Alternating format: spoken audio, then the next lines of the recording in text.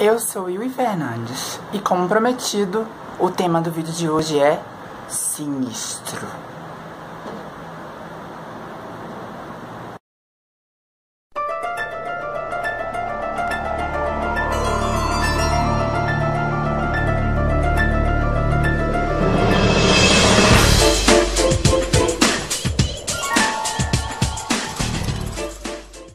Bem, gente, eu sou mapaense, nasci no Amapá, capital Macapá.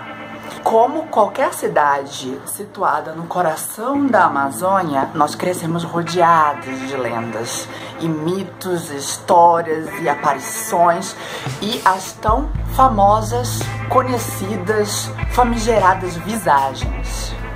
As visagens são o quê? São nada mais, nada menos do que aparições. Aparições que acontecem no meio da noite, com pessoas desavisadas, coisas que entram pra história e viram lenda e acabam se tornando contos populares.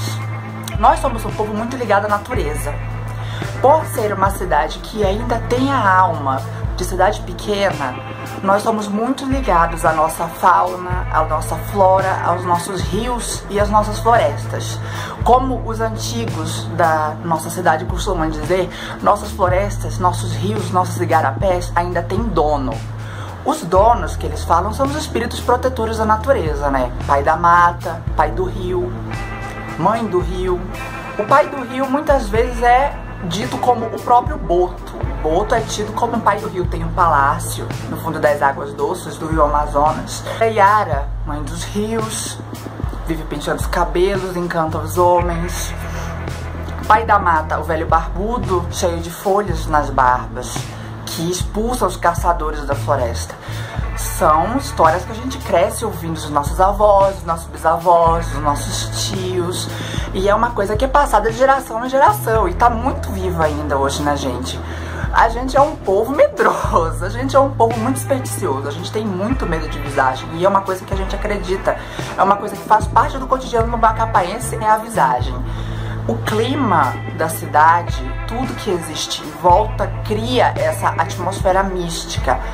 Nós estamos ali isolados, né, de outras cidades. A cidade é pequena, no meio da mata. Aqui tá o rio, atrás da gente tá a mata. E pra chegar em Belém só de barco ou de avião. E não tem nenhuma via térrea que ligue o Amapá ao resto do país. As pontes nunca foram construídas. Não vim do meio do mato, não, gente. A minha cidade é muito pra frente. Tem shopping, tem tudo, entendeu? E hoje em dia tá muito mais desenvolvida do que era, por exemplo, na época que eu nasci. Hoje em dia Macapá já tem aquele climão de cidade grande, já tem um espírito mais metropolitano. Mas na época em que eu cresci, não era tanto assim. E na época em que meus pais cresceram, era menos ainda. E na época dos meus avós, era uma vila. O tema do vídeo de hoje é exatamente isso. Essa época perdida, época de mitos e lendas. E eu tô trazendo pra vocês com muito orgulho as histórias que eu cresci ouvindo. E eu espero que vocês gostem muito, porque isso é sinistro. Como boa escritora que sou, o vídeo de hoje está dividido em capítulos. E o primeiro capítulo é Lugares Assombrados. O primeiro lugar da lista é a Fortaleza de São José de Macapá. É o orgulho da minha cidade. A fortaleza fica bem na frente da cidade. Se você vem de barco, é uma das primeiras coisas que você vai ver, porque o porto fica bem do lado da fortaleza. Os dois portos, na verdade, os dois principais portos da cidade ficam do lado da fortaleza. E a fortaleza é um marco, é um monumento que é a cara da cidade. A Fortaleza de São José de Macapá foi construída em 1764 e ela faz parte de um projeto de defesa do Marquês de Pombal contra a invasão de franceses e holandeses na Amazônia. A princípio, historicamente falando, a fortaleza foi construída para abrigar soldados. Então, todas as casas matas que tem ali, os alojamentos, eram para abrigar soldados, mas a população local conta. Lá tem umas caves, assim, profundas, que o pessoal costumava dizer que ali ficavam enclausurados os escravos. E como na época da escravidão acontecia muita tortura, contam que até hoje você pode ver vultos e ouvir o grito dos escravos. Os historiadores dizem que não, que aquele lugar era exclusivamente para alojar soldados. Mas as pessoas contam, quem visita, quem faz vigia ali à noite conta que as aparições ali são vultos, a gente ouve choro, a gente ouve grito.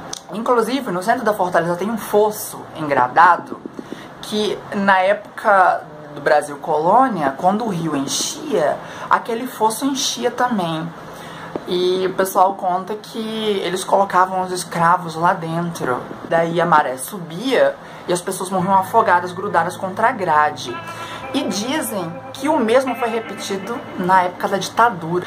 Mas são lendas, né? O que contam é que até hoje você pode ver vultos, aparições, visagens, ouvir vozes e sensações esquisitas quando você visita o lugar, tipo arrepios e calafrios e tonturas, surdez só de um lado do ouvido e dor de cabeça.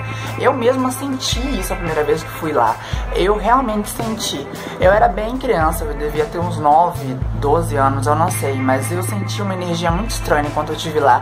E é um daqueles lugares que você entra, você sente a antiguidade nas pedras ali em volta e você sabe que aconteceram coisas ali. A fortaleza é linda, maravilhosa, mas ela tem um ar meio sinistro, tem uma coisa ali dentro estranha. O segundo lugar deste capítulo é o famosíssimo na cidade, Poço do Mato. O Poço do Mato é uma construção que foi erguida em 1863, 64, eu não me recordo muito bem a data.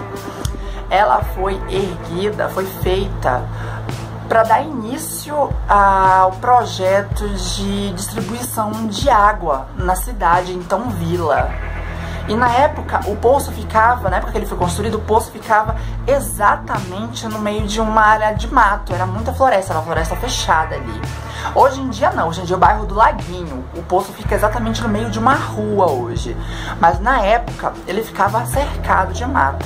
Isso foi palco de muitas e muitas lendas que a gente cresceu ouvindo. Por exemplo, aparecem pessoas sentadas em volta do... Apareciam, né? Não sei se ainda acontece hoje. A rua hoje é habitada, tem muita gente por lá, tem gente a madrugada inteira, tem gente na rua, tem carro passando. Eu não sei se ainda é assim hoje. Mas contam que apareciam pessoas sentadas em volta do poço, negras dançando, pessoas cantando. Tem a história de um homem que aparecia engatinhando de madrugada em volta do poço, um gato preto que costumava assombrar as pessoas na rua. Conta-se também de uma mulher negra que aparecia na beira do poço em dia de festa no laguinho e ela atraía os caras pro meio do mato. E quando chegava lá no meio do mato, que os caras pensavam que iam com a mulher, ela virava uma caveira horrenda e todo mundo saía correndo. O Poço do Mato é um marco, devia ser um ponto turístico mais bem cuidado. Hoje em dia parece uma construção abandonada no meio da cidade, mas não. Ele é algo histórico, foi tombado inclusive.